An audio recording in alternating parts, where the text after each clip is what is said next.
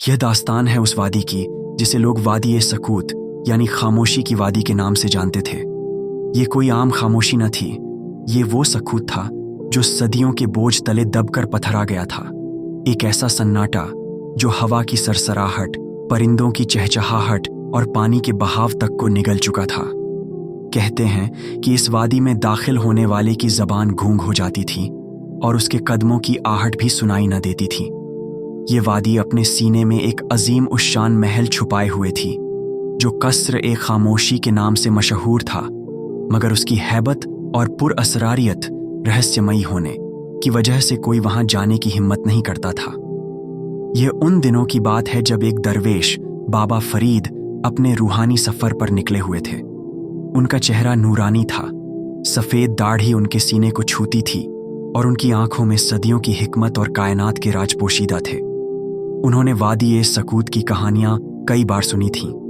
हर कोई उसे एक मनहूस और वीरान जगह मानता था, लेकिन बाबा फरीद के दिल में एक तजस्सुस, जिज्ञासा ने जन्म लिया। वो सोचते थे कि खामोशी तो खुदा की सबसे खूबसूरत जबान है, फिर यह इतनी हैबतनाक कैसे हो सकती है। इसी सवाल का जवाब तलाश करने वो इस वादी की तरफ चल पड़े। जैसे जैसे वो वादी के करीब पहुंचते गए, दुनिया की आवाजें मध्यम पड़ने लगीं। पहले परिंदों का शोर खत्म हुआ, फिर हवा की साईं साईं भी दम तोड़ गई। जब उन्होंने वादी में पहला कदम रखा तो एक अजीब एहसास ने उन्हें घेर लिया। ये खामोशी खाली नहीं थी, बल्कि भरी हुई थी। ये लाखों अनकही बातों, दबे हुए कहकहों और रोकी हुई सिसकियों से बोझल थी। ऐसा महसूस होता था जैसे वक्त यहां आकर ठहर गया हो और हर आवाज को अपने बर्फीले हाथों में कैद कर लिया हो। बाबा फरीद ने हिम्मत नहीं हारी। वो सब्र और इस्तकामत के पहाड़ थे। वो चलते रहे। उनके कदमों से कोई आहट पैदा नहीं हो रही थी, लेकिन उनका दिल खुदा के जिक्र से आबाद था। कई दिनों की मुसाफत के बाद धुंध की चादर में लिपटा हुआ एक हयोला आकृति नजर आया। करीब जाने पर मालूम हुआ कि यह वही मशहूर कसर ए खामोशी था। महल एक शाहकार था। उसके मीनार आसमान से बातें करते थे और उसकी दीवारों पर ऐसी नक्काशी थी जो किसी जमाने में उसकी अजमत, महानता की गवाही देती थी। लेकिन अब हर तरफ वीरानी और उदासी का राज था। बेलें दीवारों पर चढ़ चुकी थीं और दरवाजे पर जाले लगे हुए थे। बाबा फरीद ने महल में दाखिल होने की कोशिश नहीं की। वो जानते थे कि कुछ दरवाजे ताकत से नहीं, तवज्जो से खुलते हैं। वो महल के सामने एक बड़े पत्थर पर बैठ गए, आंखें बंद कीं और मुराकबे, ध्यान में खो गए। दिन हफ्तों में और हफ्ते महीनों में बदल गए। बाबा फरीद उसी जगह बैठे रहे, न कुछ खाया न पिया। उनका जिस्म कमजोर हो रहा था, लेकिन उनकी रूह मजीद और ज्यादा ताकतवर होती जा रही थी। वो अपनी रूह की गहराइयों से उस वादी और उस महल की खामोशी को सुन रहे थे। दिन हफ्तों में और हफ्ते महीनों में बदल गए। बाबा फरीद उसी जगह बैठे रहे, न कुछ खाया न पिया। उनका जिस्म कमजोर हो रहा था, लेकिन उनकी रूह मजीद और ज्यादा ताकतवर होती जा रही थी। वो अपनी रूह की गहराइयों से उस वादी और उस महल की खामोशी को सुन रहे थे। और फिर एक दिन एक मोजिजा, चमत्कार हुआ। एक ऐसी आवाज गूंजी जो सदियों से खामोश थी। ये आवाज हवा से नहीं, पत्थरों से आ रही थी। ये खुद महल की आवाज थी। कौन हो तुम ए अजनबी? आवाज में हैरत और सदियों की थकावट थी। तुम्हारी मौजूदगी ने मेरे सकूत को तोड़ा है। तुम्हारे दिल की धड़कन में वो सच्चाई है जिसे सुनने के लिए मेरे पत्थर तरस गए थे। बाबा फरीद ने धीरे से आंखें खोलीं। उनकी आवाज, जो इस वादी में गूंजने वाली पहली इंसानी आवाज थी, शहद की तरह मीठी और पुरसुकून थी। मैं फरीद हूं, एक मुसाफिर हूं। मैं यहां लड़ने नहीं, सुनने आया हूं। मैं जानना चाहता हूं कि इस खूबसूरत जगह को किसकी नजर लगी।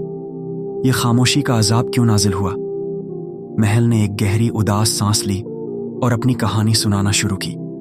ए दरवेश, यह वादी हमेशा से ऐसी वीरान न थी।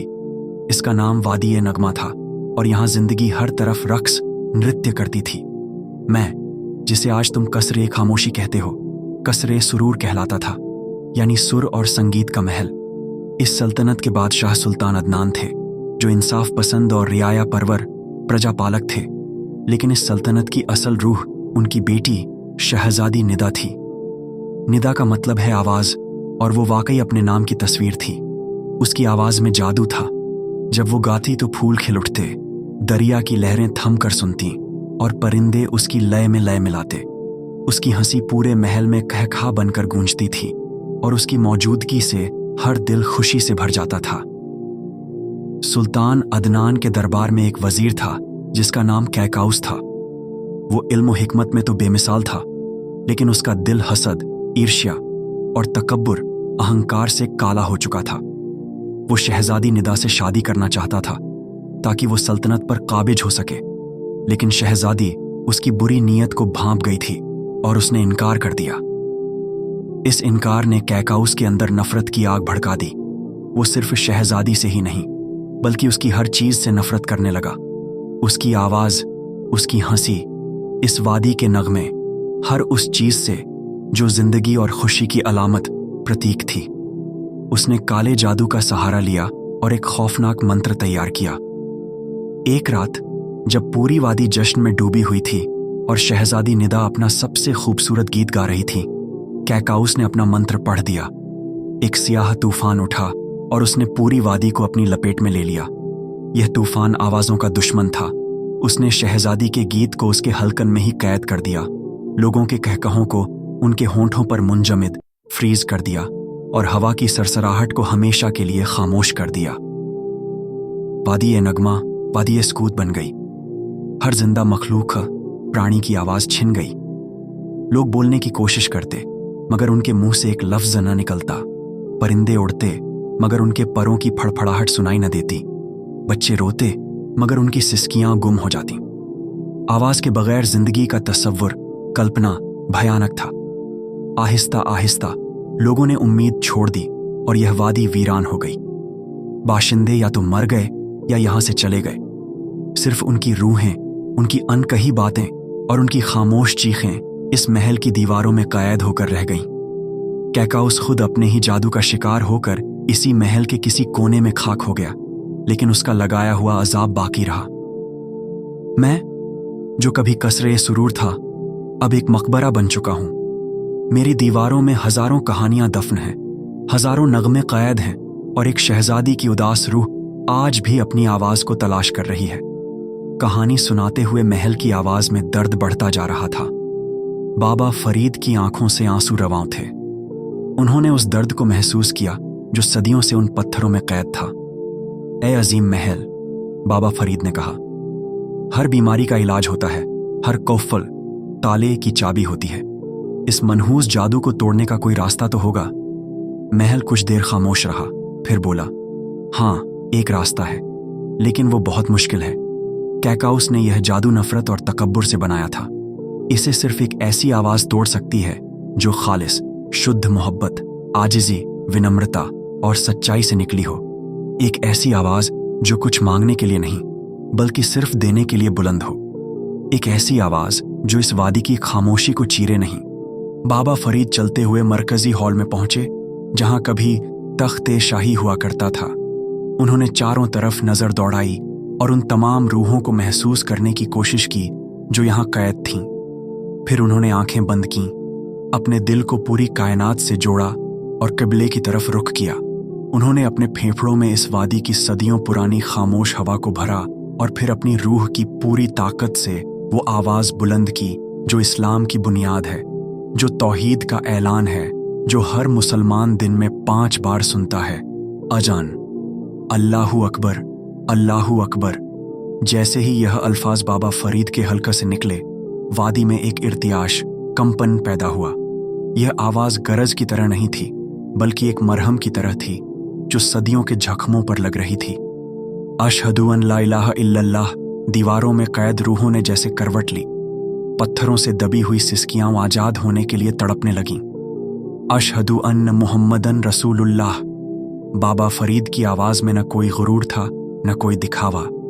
ये एक बंदे की अपने रब के हुजूर खालिस पुकार थी। ये मोहब्बत का नगमा था जो नफरत के जादू को पिघला रहा था। हय्या अलस सलाह, हय्या अलल फलाह। जैसे ही यह कलिमात अदा हुए, महल के अंदर रोशनी की एक लहर दौड़ गई। गर्द ओ गुबार छूटने लगा।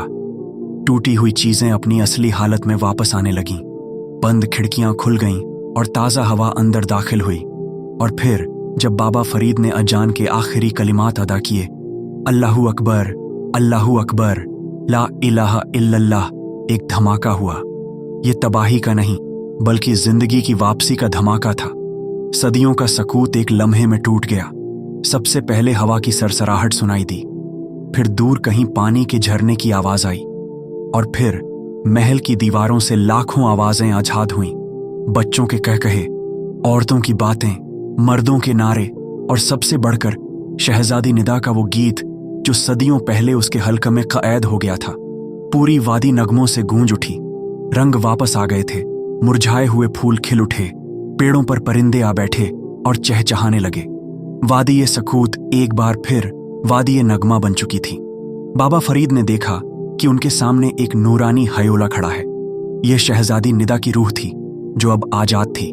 उसके चेहरे पर सुकून और तशक्कुर, आभार था। उसने झुककर बाबा फरीद को सलाम किया और बगैर कुछ कहे हवा में तहलील हो गई। उसके साथ ही हजारों दूसरी रूहें भी आजाद होकर अपने अब्दी अनंत सफर पर रवाना हो गईं। कसरे खामोशी अब दोबारा कसरे सुरूर बन चुका था। उसकी दीवारें खुशी के गीत गा रही थीं। बाबा फरीद ने मुस्कुराकर इस जीती जागती वादी को देखा। उनका काम पूरा हो चुका था। वो शोहरत या इनाम के तलबगार नहीं थे। वो एक खामोश मसीहा थे जो अपना काम करके आगे बढ़ जाते थे।